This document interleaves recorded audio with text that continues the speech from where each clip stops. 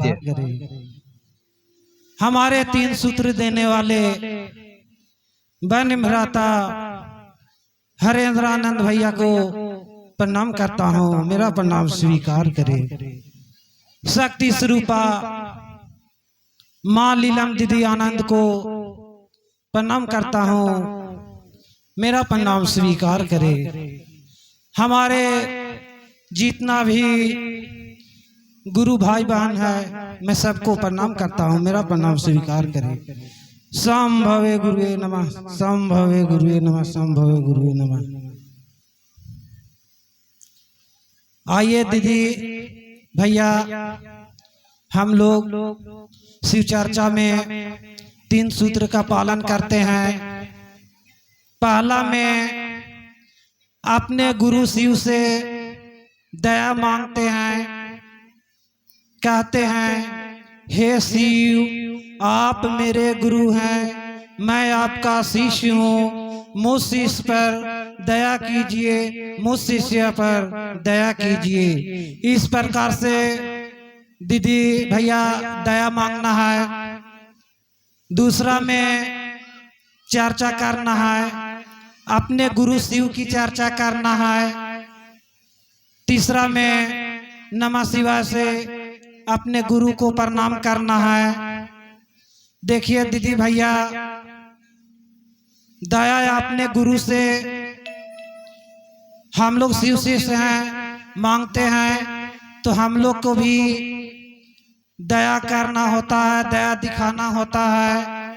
जैसे मान कर चलिए भैया दीदी, गुरु से हम जैसे दया मांग लिए हैं तो हम लोग को मेन बात है दीदी, कर्तव्य है, कर्म है। शिव चर्चा में देखिए दीदी भैया, नाम घोषणा कराने से कुछ नहीं होता है। जैसे मान कर चलिए हम लोग स्कूल में नाम लिखा लिए और पढ़े ऐबे नहीं करेंगे तो हाजिरी कहाँ से बनेगा? वो हाजिरी की बात छोड़िए भैया, ज्ञान कहाँ से मिलेगा? जब स्कूल में हम लोग आवेंगे तभी ना। तो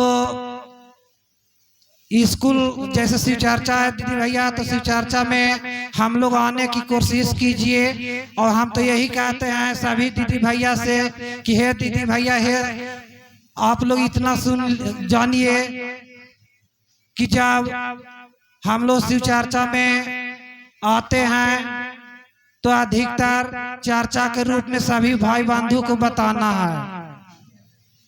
देखिए दीदी भैया, भक्ति भजन तो एक मनोरंजन होता है, मगर मेन मूल है शिव चर्चा।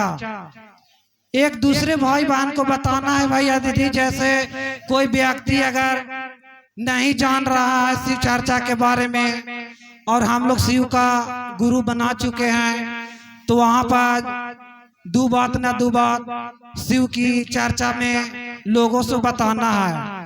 देखिए भैया दीदी, प्रणाम जब करना है तो इच्छा अनुसार इसमें है। आपका इच्छा है, टाइम मिलता है तो आप माला से ही प्रणाम अपने गुरु को कर सकते हैं, कर जॉब भी कर सकते हैं। हम लोग तो भैया दीदी गांव देहात में रहने वाले आदमी हैं, खेती गृहस्थी करते हैं, तो हम लोग के तो वही आजाप जाप है। सांस में नमः से जब अंदर सांस लेते हैं भैया तो नमः से सांस लीजिए और शिवाय से छोड़ दीजिए। आपका काम भी होता रहेगा, गुरु के नमन भी होता रहेगा भैया। इससे और आसान क्या चीज है भैया दीदी?